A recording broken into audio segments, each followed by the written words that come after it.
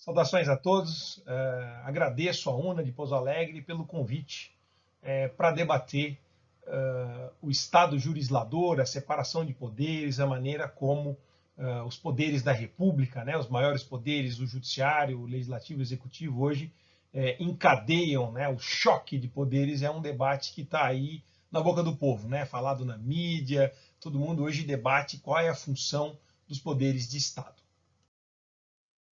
Esse meu estudo é fruto dessa obra, o Estado Jurislador, editado pela editora Fórum, já está indo para a segunda edição, onde eu, evidentemente, aprofundo muito mais. A ideia aqui é sumarizar os principais pontos que foram objeto do debate em Pouso Alegre.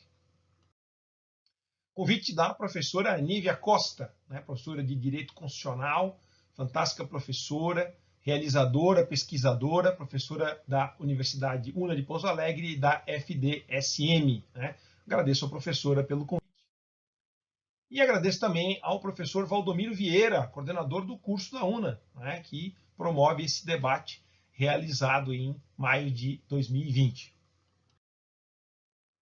Estado jurislador. A política é o sal da terra. Essa é a primeira frase do livro. Deliberações jurídicas sem apoio em limites fundamentados no direito são decisões puras de poder. Ou seja, o papel do direito é dar um arcabouço para as decisões políticas.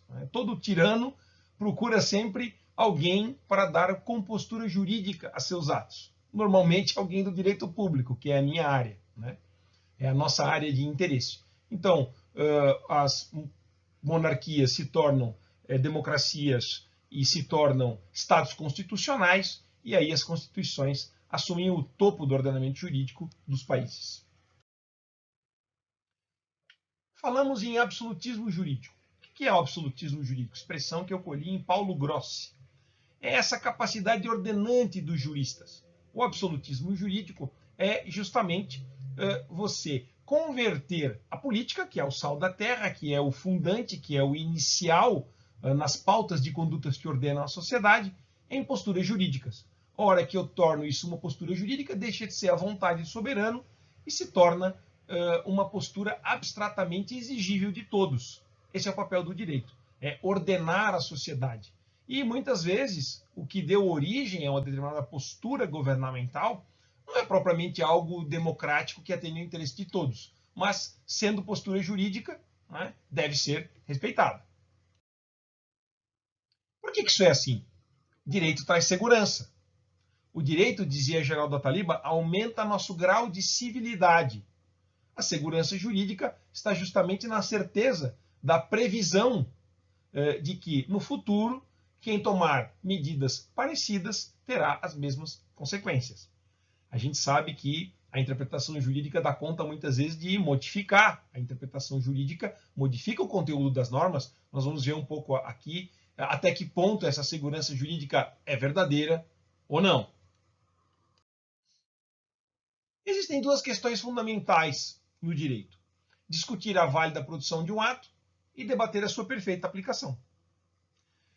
Se um dia, para vocês que são estudantes de direito, perguntarem o que faz um advogado, um juiz, um promotor, eles discutem: o contrato foi validamente produzido?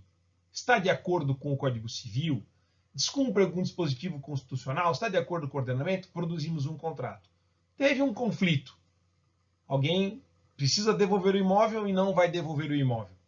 O contrato foi validamente produzido, vamos debater a perfeita aplicação do contrato. Tem uma multa. Essa multa será integral? Ela será proporcionada?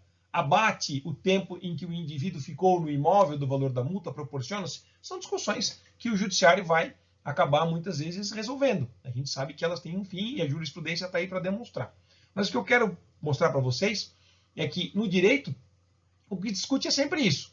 A lei foi validamente produzida? Sim ou não?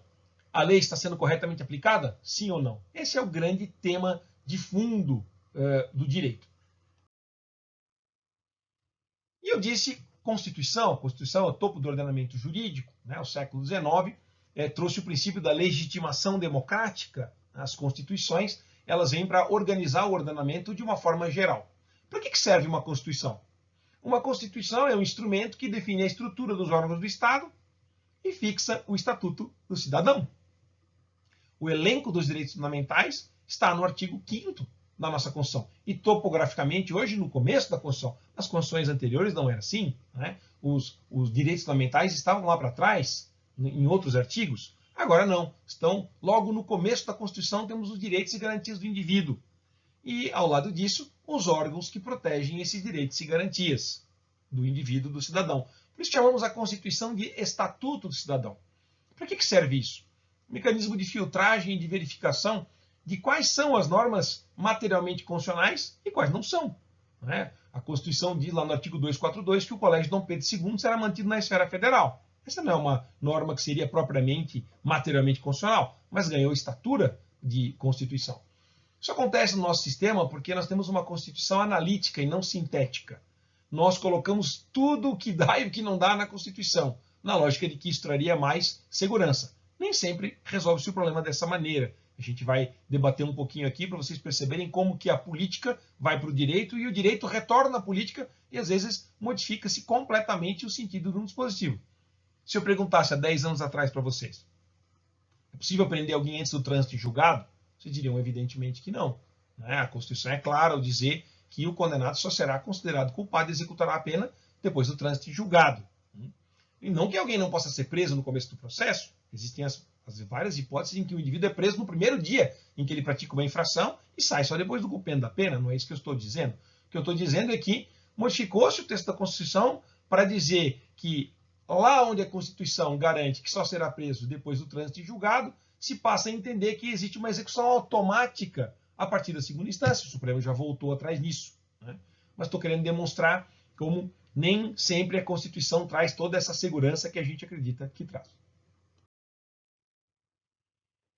O debate dos direitos e garantias do cidadão, ele começa muito antes do que a Declaração Universal dos Direitos do Homem e do Cidadão. Mas eu peguei essa declaração como um marco temporal para mostrar que na Declaração de 1789 dos Direitos e Garantias do Cidadão, está lá no artigo 16 a obrigação de que os Estados tenham uma Constituição. Qualquer sociedade, toda sociedade na qual a garantia dos direitos não seja assegurada, nem a separação de poderes determinada, não tem ponto nenhum de Constituição, na point de Constituição. Né? Então, tem que haver a garantia e a criação de um instrumento, que é um instrumento constitucional para a garantia e fundação dos direitos dos cidadãos. Os franceses, vejam que eles fizeram esse grande debate, que é essa Declaração Universal, logo depois da Revolução Francesa, e imediatamente após começaram a guilhotinar juízes, né? Guilhotinaram muita gente porque eles achavam que, não só juízes, evidentemente, mas eles achavam que os juízes iriam segurar a execução dos direitos. E eles queriam que a isonomia fosse aplicada para todos. Na Revolução Francesa você tem as 3 categorias: os belatores, os que vão para a guerra, os nobres, né? E que dominam a arte da guerra, os oratores, os padres que rezam, e os lavoratores ou labradores, aqueles que trabalham. E o povão que trabalhava não se sentia, vamos dizer assim, prestigiado pelos benefícios que o Estado poderia trazer. Povão não, a burguesia. Né? Então, faz a Revolução Francesa, guilhotina quem pudesse segurar a interpretação das normas. Aqui no Brasil, por exemplo, fizemos a abolição da escravatura, o judiciário segurou, né? Outras leis foram feitas. Né? Algumas pessoas que nasceram depois da abolição, por algum mecanismo de interpretação, continuaram servindo como escravos. Vejam que o papel do advogado, e a gente tem que tomar cuidado com isso, é de manutenção. Por trás da ideia de segurança está a ideia de conservadorismo. Os advogados, como regra, são conservadores. Claro que não todos. Né? Tem muitos advogados que são democratas e que querem ver as coisas evoluir. Mas a maioria são conservadores. É da natureza de quem estuda regras e que essas regras sejam respeitadas.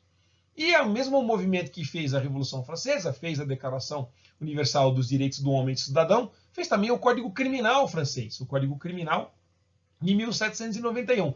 Vejam o que diz o Código Criminal: todo condenado à morte terá a cabeça arrancada. Né? Isso que eu chamo de isonomia. Por sinal, a pena de morte na França só foi abolida em 1981. Até 1981 a França tinha pena de morte. Todo condenado terá a sua cabeça, tout condamné aura la tête tranchée. Isso que eu chamo de isonomia em sentido estrito, é igual para todo mundo. A isonomia é um dos grandes temas do direito. discussões sobre isonomia, tratamento igual, tratamento desigual. É célebre essa frase do Lacordaire, que todo mundo, tenho certeza, sabe de cor, a gente aprende na faculdade, em teoria geral do direito, que diz que saibam todos aqueles, saibam os que ignoram, saibam os inimigos de Deus e do gênero humano, que qualquer nome que eles tenham, que aí está negritado, entre o forte e o fraco, entre o rico e o pobre, entre o mestre e o servidor, é a liberdade que oprime e a lei que liberta. Né? É a lei que franqueia, c'est la loi qui affranchit. Né? Ou seja, entre o forte e o fraco, entre o rico e o pobre, entre o mestre e o servidor, é a lei que liberta, é a liberdade que oprime e a lei que liberta. Claro, porque a liberdade, ela coloca no mesma jaula, né, a raposa e a galinha. E todo mundo tem a liberdade de se alimentar e de se defender como quer. Mas a gente sabe qual é a conduta que a raposa vai ter. Então, Lacordaire, que fala do princípio da igualdade, né, com base até no pensamento aristotélico, também do Lacordaire a célebre frase: devemos tratar igualmente os iguais e desigualmente os desiguais na medida em que se desigualem. Ele punha a tônica no princípio da igualdade ou da isonomia. Anatole France, outro pensador francês, vai responder para Lacordaire: a majestosa igualdade da lei interdita, proíbe, na verdade, né? Interdita, proíbe aos ricos como aos pobres de dormir debaixo da ponte, de mendigar na rua e de roubar pão. É claro, com a diferença de que o pobre faz tudo isso e o rico não. O rico não dorme debaixo da ponte, não mendiga na rua e não rouba pão. Então, o que o Anatole France está fazendo é respondendo o padrão que se deve dar à igualdade. Tratar igualmente os iguais e desigualmente os desiguais é perceber que alguns não têm condição de cumprir a norma de maneira diferente, de atender ao comando normativo. O direito passa a ter que respeitar um pouco a realidade. Os gregos já tinham percebido isso. Eles falavam em isonomia, isotimia e isegoria. Isonomia, nomos, norma, lei, tratamento igual perante a lei.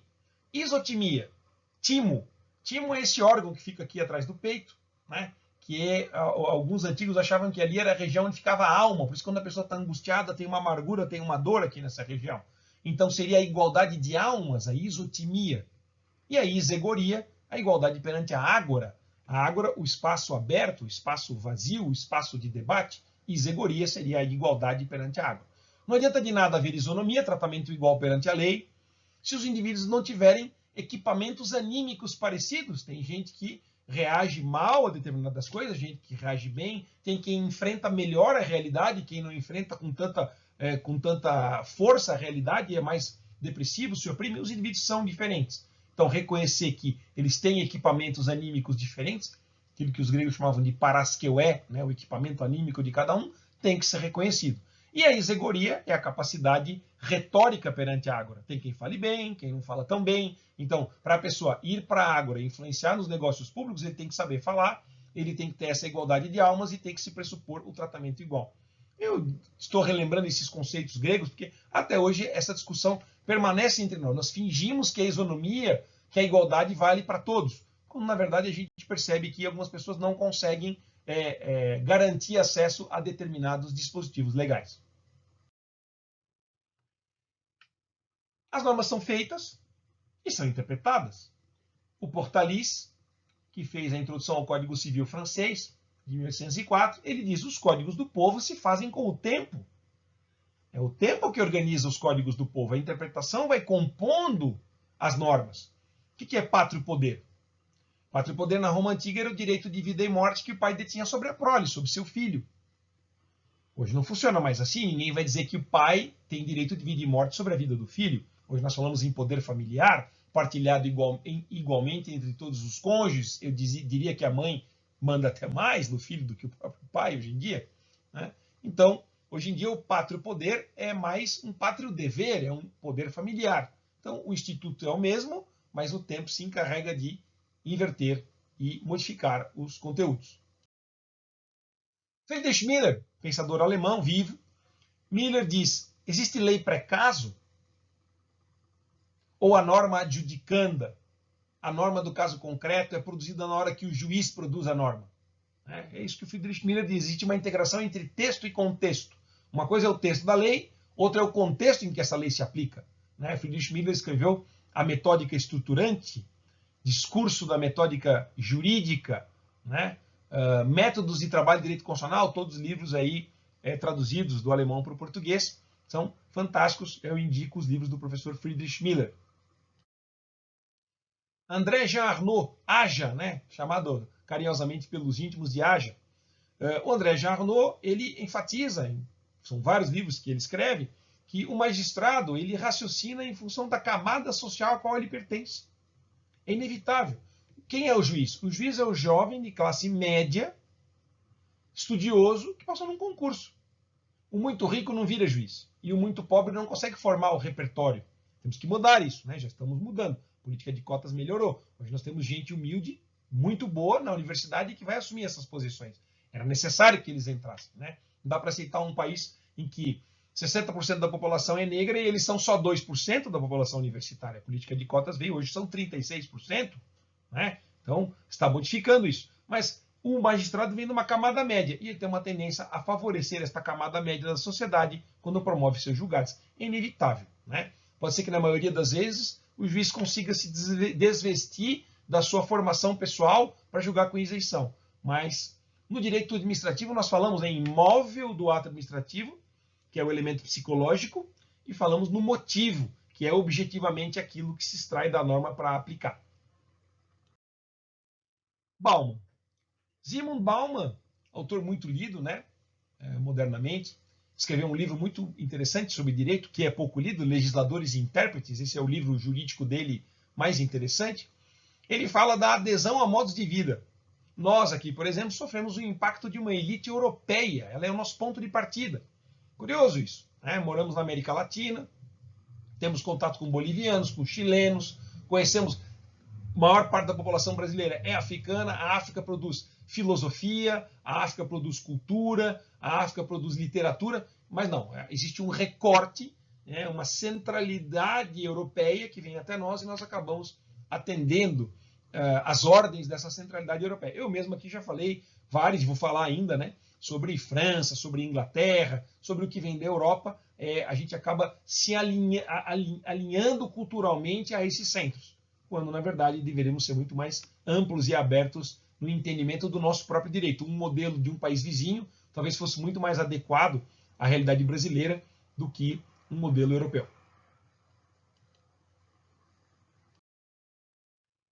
E aí, não tem jeito, vamos falar de dois modelos europeus. Vamos pensar na França e na Inglaterra. Tribunais constitucionais. Olha, para quem pensa que esse assunto do Tribunal Constitucional é um assunto antigo no direito europeu, desde o século XIX, não é. Vejam aí, a França, por exemplo, eu disse para vocês, na Revolução Francesa, a França queria guilhotinar os juízes, ela tinha medo dos juízes. Por sinal, até hoje na França eles evitam a expressão poder judiciário. Eles não falam pouvoir judiciaire, eles falam judiciário. Eles querem evitar a ideia de que alguém pode segurar o acordo político que foi feito. Fizemos um acordo político, produzimos uma lei. Se essa lei está errada, quem vai retirar a lei do sistema é quem a produziu, é o próprio legislador. Mas, em 1985, os franceses abandonam esse legicentrismo e passam a aceitar uma filtragem constitucional, né? Num certo sentido, o Conselho Constitucional passa a debater a constitucionalidade das normas. E aí tem todo um debate no direito francês. Em 2008, aí sim, propriamente, eles criam a questão prioritária de constitucionalidade. A QPC, como eles dizem. A questão prioritária de constitucionalidade, e aí sim vai permitir propor diretamente ao Conselho Constitucional debate sobre dispositivos legais já promulgados e que tenham algum defeito no que concerne as garantias previstas na Constituição de 58, na Constituição de 46, no preâmbulo das Constituições, eles dão também força normativa ao preâmbulo, nos atos de direitos humanos e nos atos de proteção ao meio ambiente. Tudo isso pode ser levado ao Conselho Constitucional, eles chamam isso de bloco de constitucionalidade. É o bloco de constitucionalité do sistema francês. A Casa dos Lordes. A Casa dos Lordes faz o controle de constitucionalidade do sistema inglês. E quando algum advogado é convidado lá no concurso para se tornar juiz, ele pode ir subindo e chegar a um momento em que ele vai ser um law lord. Ele vai integrar a Casa dos Lordes, não como aqueles lordes hereditários, mas como um ministro, entre aspas, da Suprema Corte da Inglaterra. Somente em 2005 é que eles criaram uma Suprema Corte fora da Casa dos Lordes. Aí vocês vão me dizer, não, mas antes disso já havia controle de constitucionalidade, ainda que a Constituição inglesa não seja escrita, havia controle de constitucionalidade com base nos preceitos do Common Law, eles já faziam isso, mas o juiz que julgava era um lorde, ficava dentro da Casa dos Lordes, e isso tinha alguma influência do passado. Em 2005, retiraram a Suprema Corte e hoje ela tem uma estrutura autônoma. No Brasil, o controle de constitucionalidade ele era filtrado na Constituição anterior, tudo passava, praticamente tudo, pelo Procurador-Geral da República.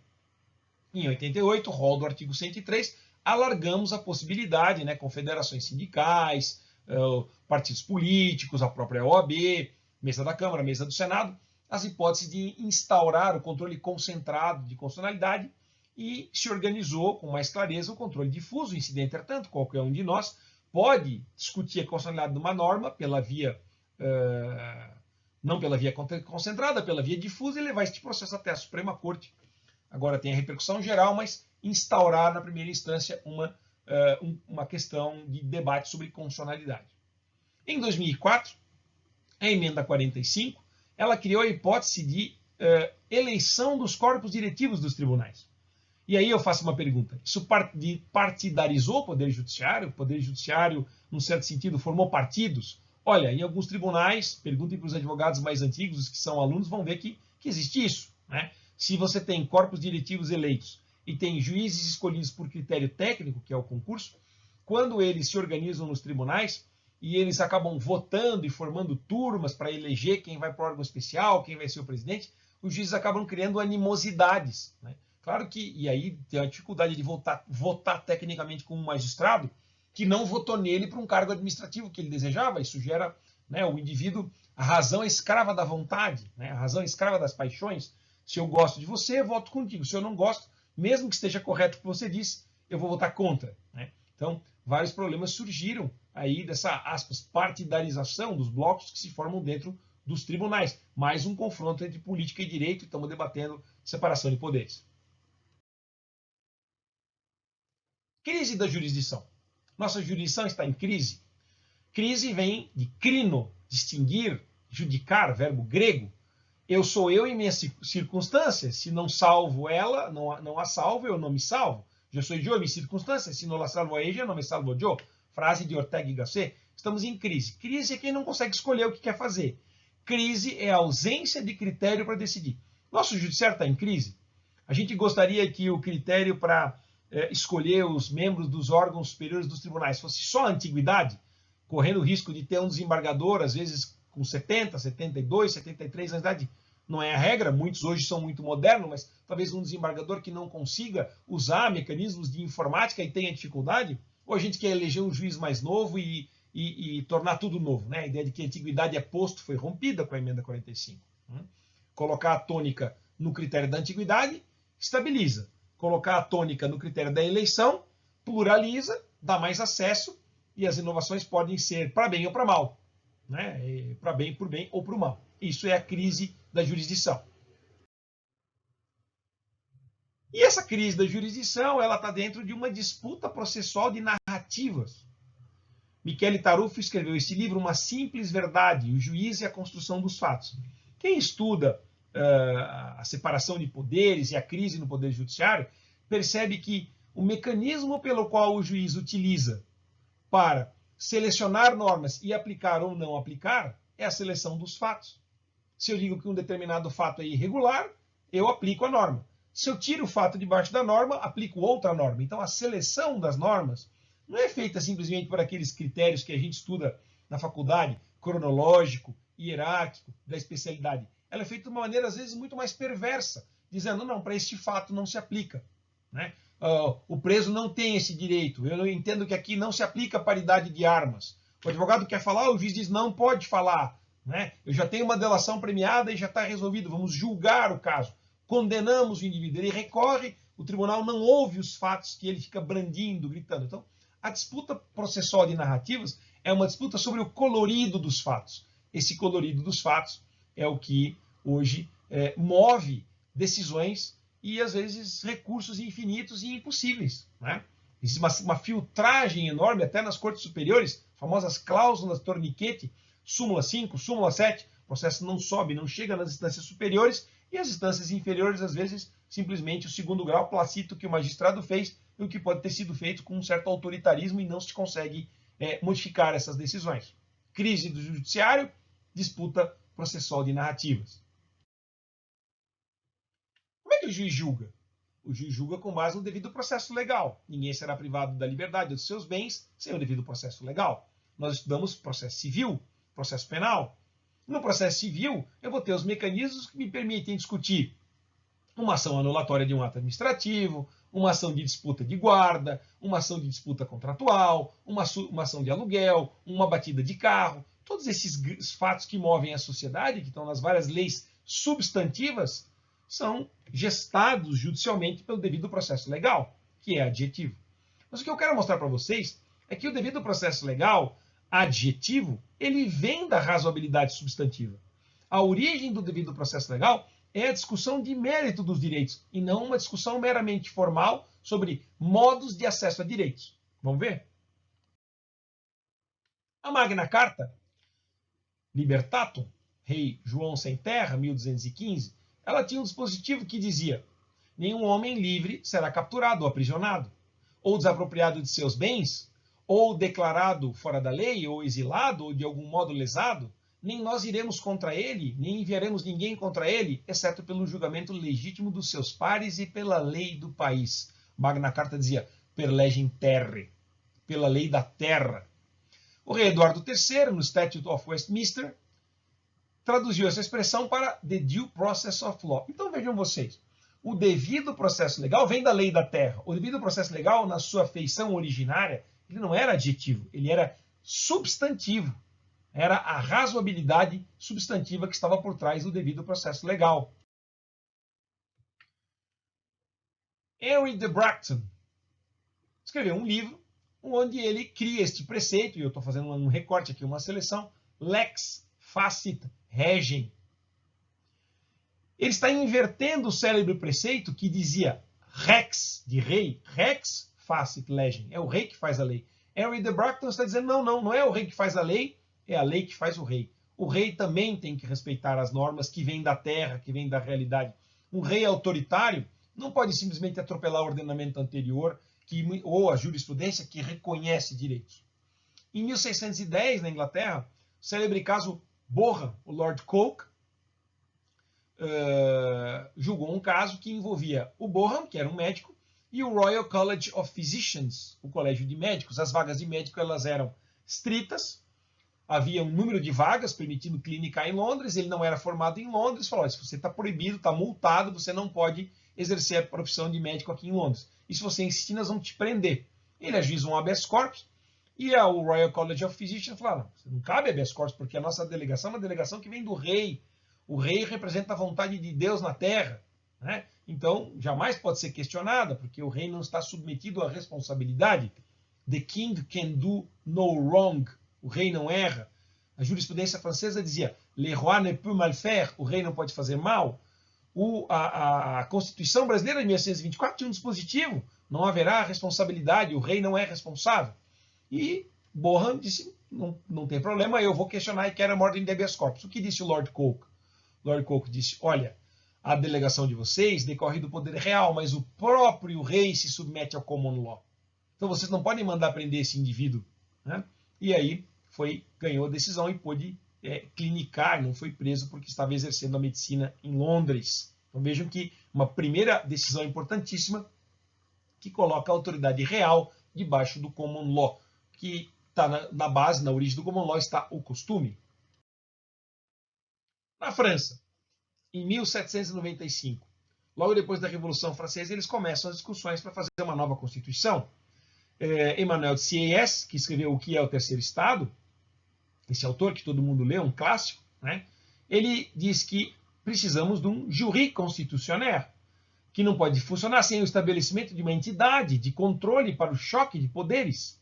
Como é que nós vamos acabar com as iniquidades do terceiro Estado? Né? Acabei de falar para vocês, oratores, belatores e laboratores, os que trabalham. O que o terceiro Estado é? Perguntava Sieyès. Não é nada. que ele quer ser? Alguma coisa, ele quer ocupar seu espaço, né?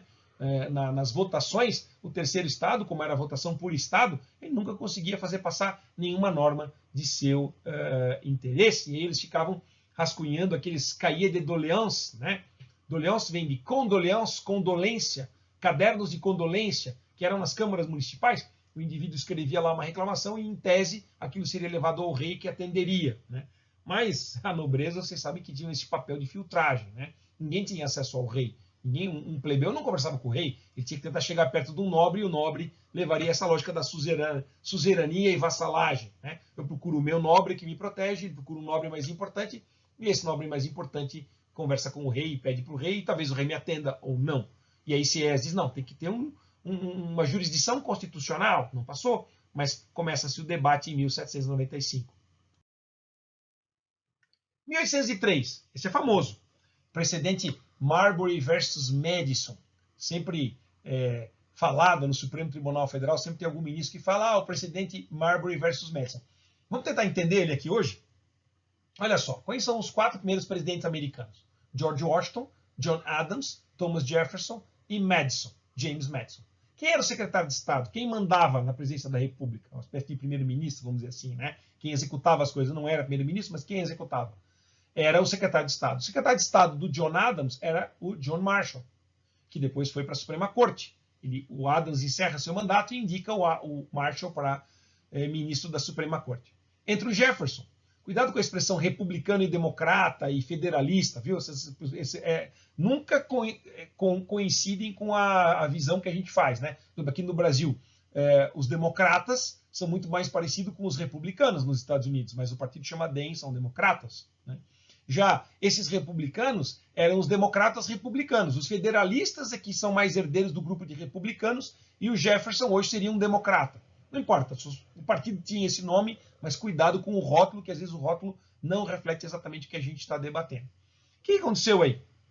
Isso tem a ver com os Midnight Judges. Alguns juízes foram nomeados, juízes de paz, que tinham função judicante naquela época, nomeados pelo partido do Adams, escolhidos. As nomeações passaram para os senados, tamponou, fez o tampão lá, o selo, e foram entregues essas nomeações. 5 juízes não receberam a sua nomeação, entre eles o Marbury.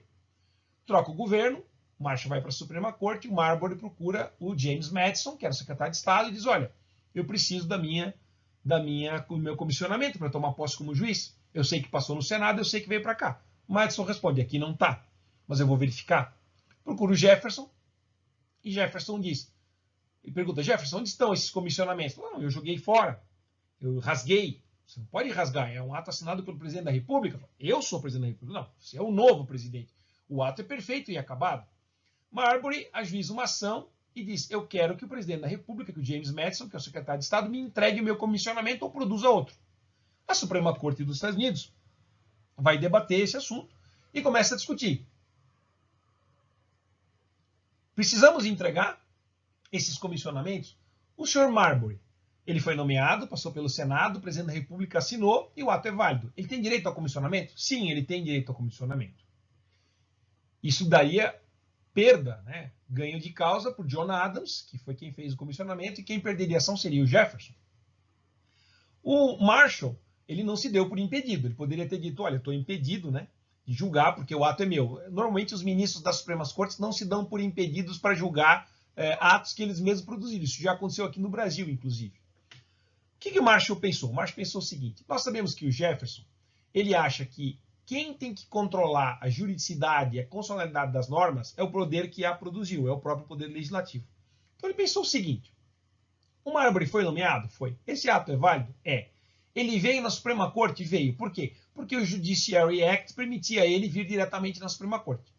A Constituição dos Estados Unidos permite que alguém venha diretamente na Suprema Corte pedir algo contra o presidente da República? A resposta é não.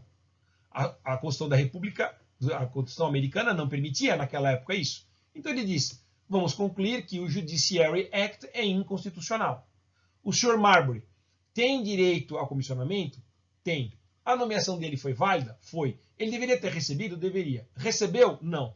Pode receber? Pode, se for entregue. Ele pode vir à Suprema Corte pedir que seja entregue?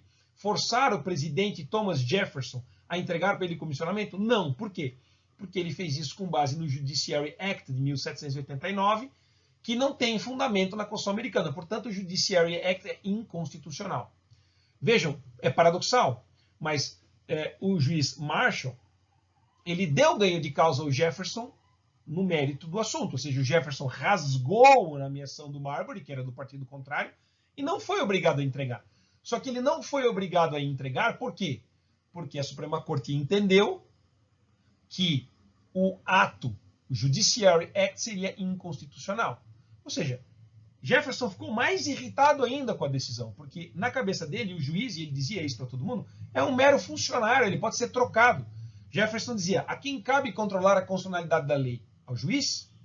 Não, ao próprio poder que produziu a lei inconstitucional. Então, na cabeça do Jefferson, jamais a Suprema Corte dos Estados Unidos poderia ter dito que o ato do legislativo é inconstitucional, mas disse. Negou o direito ao Sr. Marbury por um fundamento de inconstitucionalidade. Por isso que se diz que esse preceito ele inaugura o controle de constitucionalidade. O Lord Coke já havia, em 1603, dito algo muito parecido, dito a própria lei, o próprio ato normativo que deu competência para o Royal College of Physicians, ele tem que se submeter ao common law. Isso é algo muito parecido. Mas, para a gente aqui, né, no sistema brasileiro, o que inaugura o controle de constitucionalidade é esse precedente Marbury versus Madison, choque de poderes, que é o assunto da nossa aula de hoje. Evidentemente que a mídia percebeu esse assunto, né? Controle de constitucionalidade. A mídia percebeu esse assunto. Né?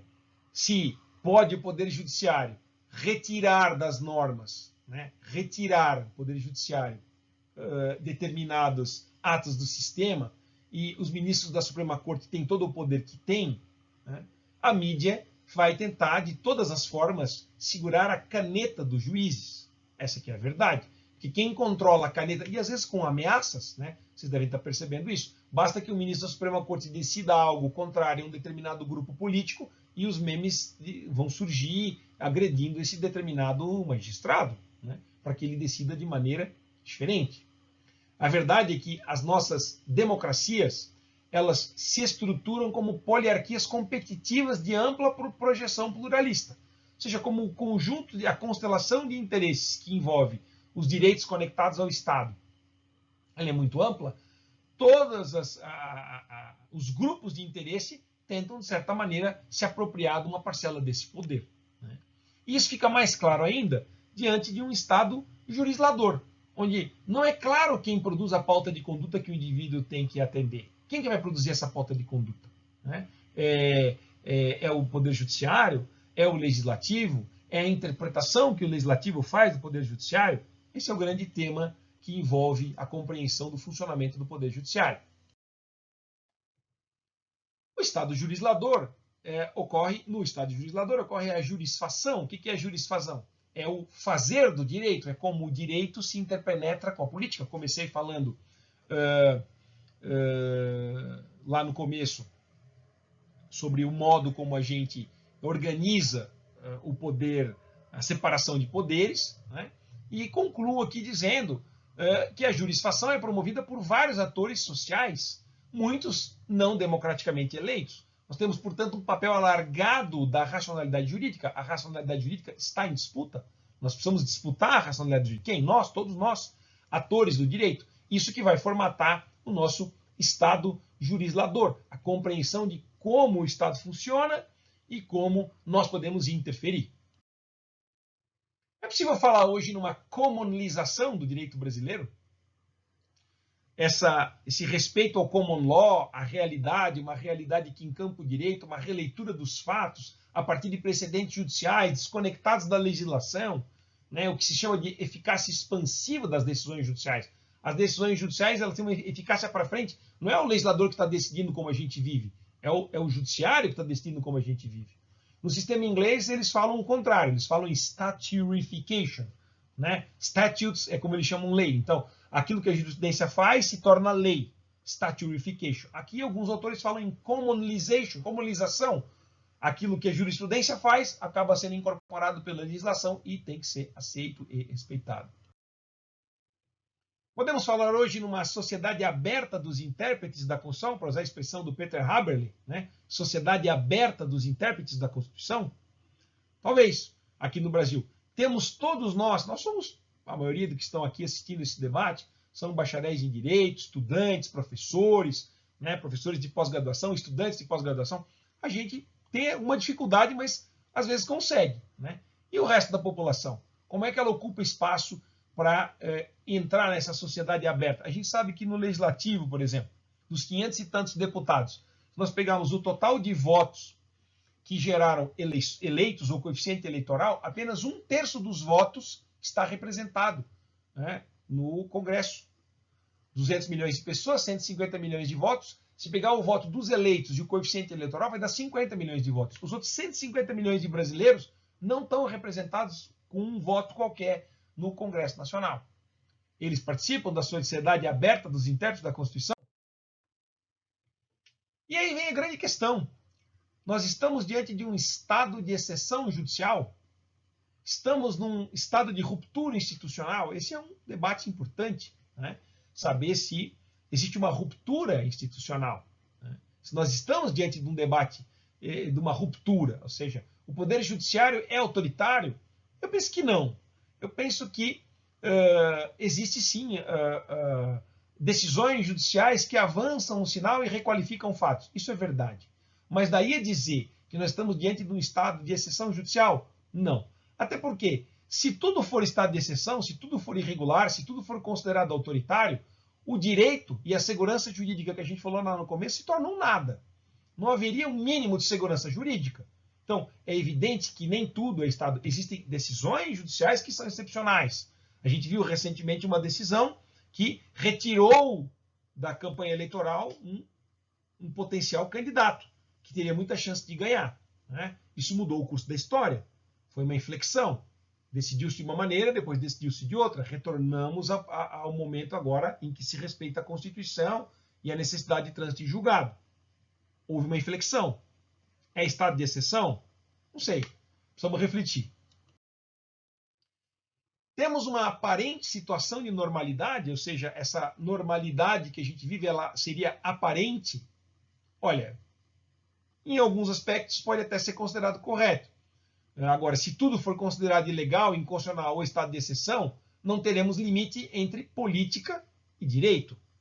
O limite entre a política e direito é um limite claro. Então, dizer que tudo é estado de exceção ou que tudo é uma aparente normalidade também pode configurar um exagero. E nós, como advogados, temos que disputar esse espaço, ocupar esse espaço da interpretação jurídica. Sem isso, a gente não vai ter a nossa profissão de advogado, de juiz, de promotor, ela desaparece, né? Então, para algumas pessoas, eu concordo que a situação de normalidade é fabricada.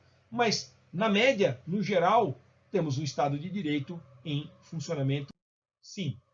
Senhores, uma honra. A ideia aqui era sumarizar um pouco, em rápidas palavras, o que é objeto do nosso debate aqui de maio de 2020, promovido pela UNA. Eu agradeço e devolvo a palavra aos professores Nívia Costa e Valdomiro Vieira. Uma honra estar com os senhores aqui. Muito obrigado. Essas crises todas, elas justificam medidas excepcionais. E essas medidas excepcionais muitas vezes fogem da legalidade, as medidas fogem da constitucionalidade. Então ele fala que a gente tem um estado de exceção líquido. E foi ótimo, o senhor citou Bauman ali, ninguém melhor do que Bauman. Eu estava falando com os meus alunos ontem, tudo que é sólido desmancha no ar. Estava indicando a leitura do Berman. E, enfim, é isso. Eu acho que estamos, a minha posição é de que o professor Pedro Serrano disse ontem, eu não gosto muito da expressão golpe, eu não gosto muito da expressão ruptura institucional, eu acho que isso foi banalizado. Eu coloquei esse título porque o editor mandou colocar o título no livro. A tese é muito mais profunda do que isso, muito mais técnica. E a maneira como a gente está tratando o estado de exceção e o estado jurislador. A Constituição, ela está se submetendo à mídia, a Constituição está se submetendo ao poder político. Então, parece, esses questionamentos, essa análise histórica que foi feita na aula de hoje, nos leva a estes questionamentos. A Constituição, ela continua soberana, ela continua mandando, ou ela está mesmo se submetendo? A análise crítica disso é muito importante. Eu falo para os meus alunos, a gente não tem tempo numa grade da graduação de tratar de temas tão críticos, de temas tão fraturantes assim, mas a sua aula foi um presente. Muitíssimo obrigada. Muitíssimo obrigado, professor. E com essas expressões, o senhor me fez lembrar, eu tive um grande professor, Maurício Antônio Ribeiro Lopes, injustiçado pelo destino. Ele usava a seguinte expressão: o Supremo Tribunal Federal, que a Constituição é o que o Supremo Tribunal Federal diz que ela é. Agora resta à sociedade criar mecanismos para dizer o que o Supremo é, né? Então, o senhor colocou uma profundidade muito grande. Eu queria, na presença do professor Geraldo e os demais alunos, agradecer muito à professora Nívia por essa iniciativa. A professora Nívia, professor Jorge, foi um achado para a gente. Essa menina, me permita, Nívia, né? Professora Nívia, chamar de menina, está dando um brilho no nosso curso de Direito, né? Um entusiasmo crescente dela com o direito constitucional. Ela entusiasma todos nós e ela veio trazer essa refrigeração, né? É um exemplo para a juventude. E esse pensamento, essa formação jurídica que ela tem, o espírito jurídico, né? Eu tenho muita segurança no futuro brilhante que vai ter essa nossa professora, sobretudo, né, estando no palio constelar de professores como o senhor. Então, muitíssimo obrigado mesmo pela aula.